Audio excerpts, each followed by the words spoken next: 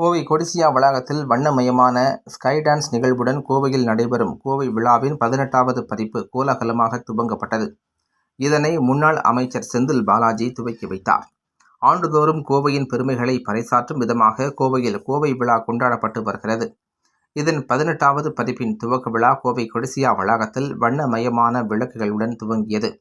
முதல் நாளில் sky dance எனும் நிகழ்ச்சி நடைபெற்றது.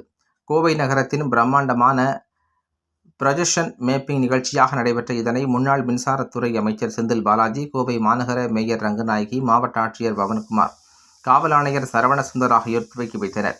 இதனைத் தொடர்ந்து இந்த ஆண்டு நடைபெறும் கோவை விழா குறித்து விழா ஒருங்கிணைப்பாளர்கள் கூறுகையில், மக்களின் மனம் கவர்ந்த விண்டேஜ் மற்றும் கிளாசிக் கார் கண்காட்சியின் 4வது பதிப்பு நடைபெறவுள்ளது எனவும், கோயம்புத்தூர் விழா, கொடிசியா மற்றும் யங் இந்தியன்ஸ் ஆகிய அமைப்புகள் இணைந்து நடத்தும் 2வது கோயம்புத்தூர் அறிவியல் மற்றும் தொழில்நுட்ப விழா நவம்பர் 14 முதல் 16 வரை கொடிசியா வர்த்தக கண்காட்சி வளாகத்தில் நடைபெறும் எனவும், பாரம்பரிய நடனம் மற்றும் கர்நாடக இசையின் பிரம்மாண்டமான கொண்டாட்ட நிகழ்வு நடைபெறவுள்ளது.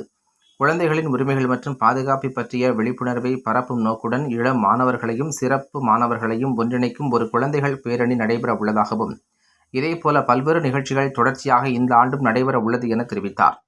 இதனைத் தொடர்ந்து வண்ண விளக்குகளால் கூடிய காணொளி காட்சி லைட் ஷோ நிகழ்ச்சி நடைபெற்றது என்பது குறிப்பிடத்தக்கது.